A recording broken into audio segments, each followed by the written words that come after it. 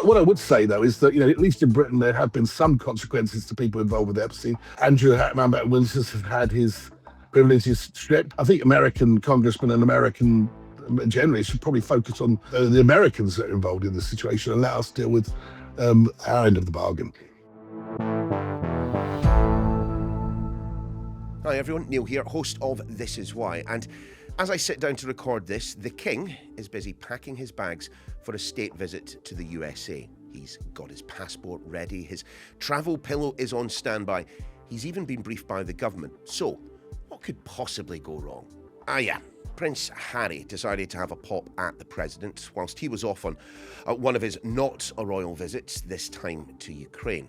And it's the sort of thing that reaches the ear of the big man himself very quickly indeed. Prince Harry is not speaking for the UK, that's for sure. I think I'm speaking for the UK more than Prince Harry, but I appreciate his advice very much. Officially, Charles is heading to the States to celebrate the country's 250th anniversary. Unofficially, he's there as a bit of a Trump whisperer. We're told the president has a great love of the monarchy. He also says he adores the United Kingdom, though it really hasn't felt much like it recently. So the hope is the visit will paper over some of the cracks in the transatlantic relationship, a difficult job made even harder by his youngest son. One of those travelling to the States is the royal correspondent, Robert Jobson. Robert, great to have you on the podcast. Look, let's just start with the basics, shall we? How much do we know about the itinerary for the royal visit? Yeah, the palace have had a briefing amongst certain correspondents of what's going to happen. There's certain things we're not allowed to say for security reasons. And by the way, security is going to be mad on this trip. We know he's going to Washington. He's going to go to the White House. He's not going to do a sit down with the president in terms of being watched over by the press. So we're not going to get a Zelensky moment where he was ambushed. Obviously, we're going to get the King's address to Congress. He'll be the first monarch of the United Kingdom since the Queen in 91 to do that. He's going also to New York. So he's there with the Queen to commemorate the 250th anniversary of independence when they booted us out. Robert, just explain, when it comes to putting a trip like this together, the monarch is travelling there and representing, the UK government, isn't he? So who actually works out the itinerary? Who sets it? Well, everything's a negotiation, and this has been negotiated for a long time. They had a very successful trip to Windsor when President Trump came over for the second time. The relationship with America is not, it's just so important. I know we keep banging on about this special relationship. I don't use it as quite as much anymore because it's probably a little bit less special. But in terms of dollars, billions of dollars and the money that's involved, it's very special. In terms of the intelligence that we share, incredibly special.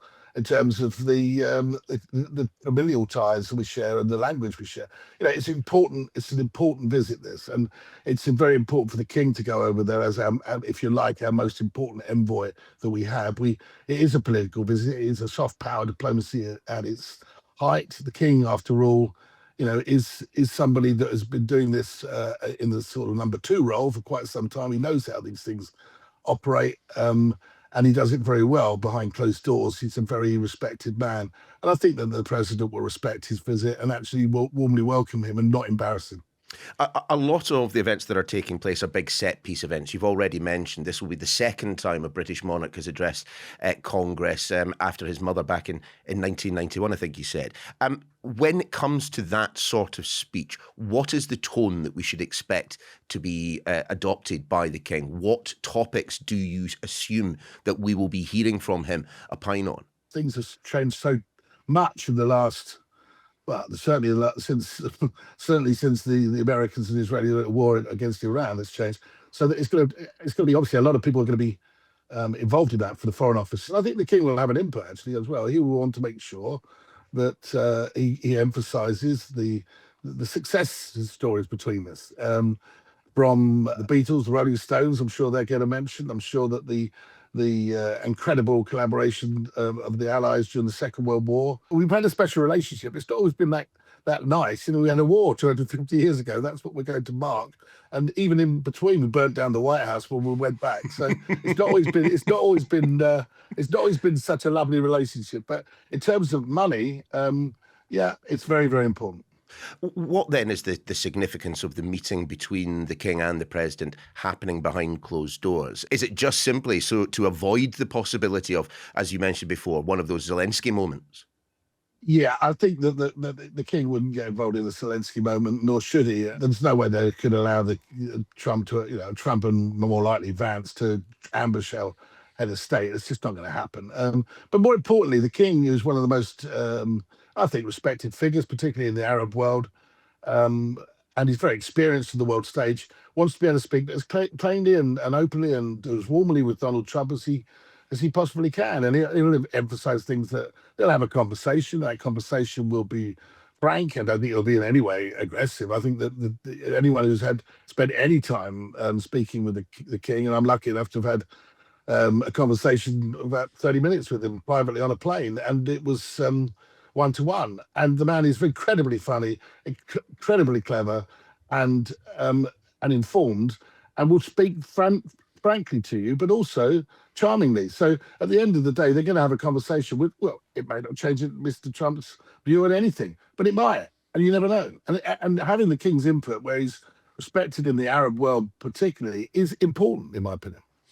Given the King is so well informed, Charles III will be aware of the disparaging comments that Donald Trump has made about his Prime Minister, about the UK in general, and also about the armed forces, of which, of course, the King is the titular lead. I mean, he'll have to draw on all his powers of diplomacy to gloss over all of that, won't he? I mean, politicians are politicians. I mean, I'm sure that privately the King's had a few things to say about other prime ministers. I know he wasn't too enamoured with Tony Blair, and that's just one of them. I think that he'll be able to cope with that quite well. I don't think he'd be overly impressed. I may give Mr. Trump a slight history lesson about the Second World War. He'll just say, when it comes to the blood spilt, our boys and girls have spilt their blood with just as much passion to the defence of freedom as any American soldier. What are the risks involved in a trip like this? Not just for the King, the Queen, the Palace, but for the UK? Well, I actually think that once they've announced it, and they did, there's no risk, because you're sending in the A-team, you're sending in the King, and he's been doing this for many, many years. I don't think there's any risk that it's going to be a problem in the relationship between Starmer and His Majesty the King. But you've got a rogue president, really, and I suspect as soon as the King's on the flight to Bermuda, I can imagine all sorts of things will come out. If Mr. Trump wants to say that the King has said something about Starmer being a hopeless prime minister, that would cause a massive incident. But I'm sure that he wouldn't say that to the King. I'm not sure he wouldn't necessarily say it afterwards, though. One thing that has been identified by people both sides of the Atlantic is that the King and the Queen don't have room in their itinerary for a discussion, a meeting with some of the survivors of Jeffrey Epstein's abuse. That situation isn't going to change, is it?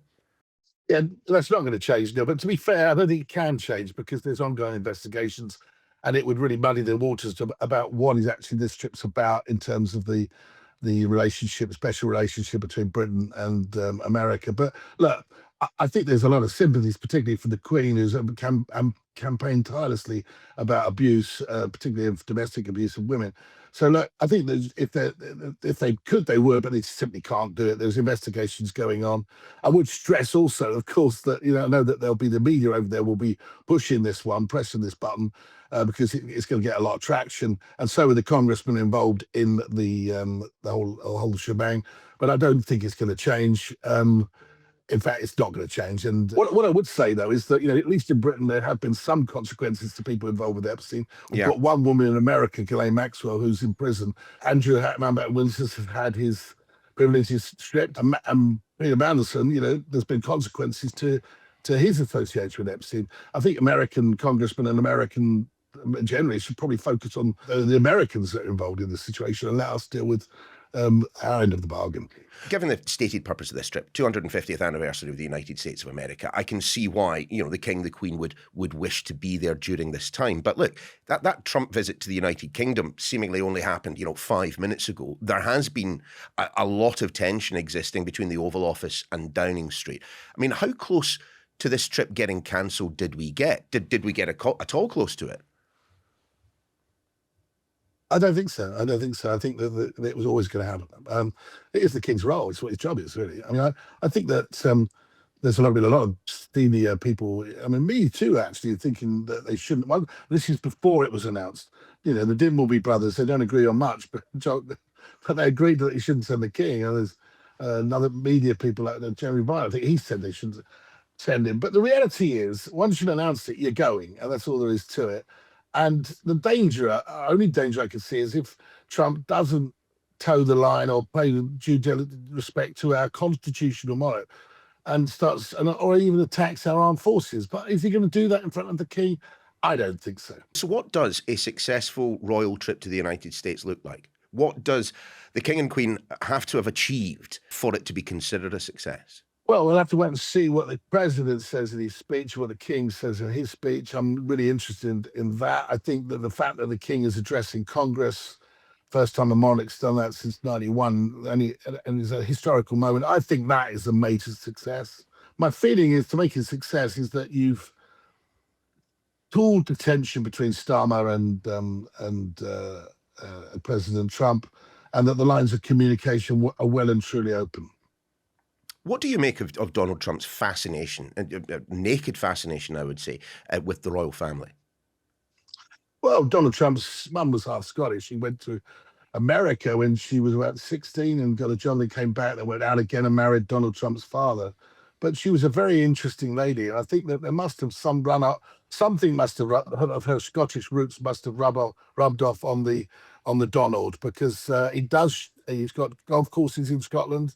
He loves Scotland. He's got a lot of time for it, but in a sort of a United Kingdom sort of way, not in a sort of Sean Connery way, Yeah, I think you may have a point there. But look, you talked earlier about the state visit that Donald Trump and Melania made to the United Kingdom as being a success.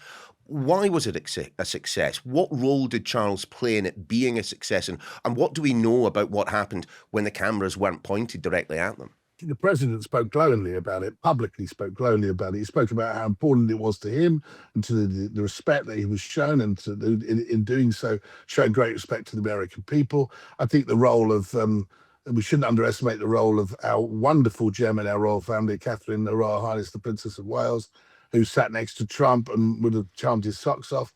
And Prince William, the Prince of Wales, who, of course, met them as they got off their chopper. So look, I reckon that we gave them the full shebang, and I think that he really appreciated it in a way that I don't think he did necessarily on his first visit when Her late Majesty the Queen Elizabeth hosted him. I think that this last one, hosted by Charles III, was a massive success, and I think that actually Trump, who's been busy building another wing to the White House to accommodate all the functions that are going to go on, really wants to sort of roll out the red carpet for the King to say, anything you can do, I can do better. Well, we shall see. The ballroom's still under construction for the time being, at least. Look, Robert, we've spent the majority of our time talking about what this trip could mean for the British government, for the United Kingdom. I'm just wondering, what can Charles and Camilla personally benefit from this trip? Her Majesty the Queen and His Majesty the King could have just stayed at a weekend in Highgrove, pottering around. I think they would probably preferred that. But the reality is they've got a job to do, and he's got to get on and do it. And I think once they're on it, I think they'll get into the flow of it. The team will make sure it goes smoothly, and they'll be there supporting him as much as possible. There'll be a big team of journalists going out there to cover it. So it's going to be probably one of the biggest visits, certainly of this reign, and certainly in living memory. Well, what is it like to cover a trip like this as a royal correspondent? How close do you get to the royals, or are you just are you guys sat at the back of the plane and you see them at a distance? No, no, we're not on the plane this time, but we have been in other tours where we'll have to find our own way and pay our own way, which we do anyway. It's a lot of getting in and standing around. That is true. You know, the security's they're estimating each time we go into a venue is to take 3 hours of security churches. But the reality is, it's a lot of standing around. Yes, as a member of the Royal Rota, which I still am, I get really quite up close and personal. We pick certain jobs we're going to see. I'm hoping, you know, it's the luck of a draw which jobs you get, but I hope to go back into the White House. I had great memories of being there when the late Majesty, the Queen Elizabeth, was there, and actually when the Prince of Wales visited. So I like to be have a ringside seat to history. But I mean, if they had their way, we'd be in, you know, while they're in the White House, we'd be in a video link somewhere in Cincinnati if they would prefer that. I'm sure. I think people think it's a bit of a holiday. It's not. You know, you're continually having to dress up and put your black tie jacket on and things like that. It doesn't fit, and trying to get your top button done up so you can put your black tie on, and that doesn't fit. But that could just be me. We've talked an awful lot about Charles, who obviously was born into this role, who was groomed for it, and who had been practicing, you know, whilst as Prince of Wales, the diplomatic side of things. What about Camilla? What role does she play on a visit? It's a very, very important role, actually, as a support to her husband, the King. In all of this, we are forgetting one massive thing, that this is a guy that is doing all this whilst living with cancer. Mm-hmm. This is a man that, you know, I know we had good news before the, you know, before Christmas, and it was good news that, you know, it's been less treatment, and you can check exactly what they said from the palace online. But the reality is he is still living with cancer, and he's doing his job. And I think that speaks volumes to the type of man he is, and the man that is sworn to do his duty all of his life. Thanks very much for the company all this week. Do let us know your thoughts on today's or any of the other episodes. We've covered the US blockade of Cuba, the civil war with the civil service, the AI too powerful to be released to the public. Email me directly, why@sky.uk. We're back again on Monday. Till then, do take care.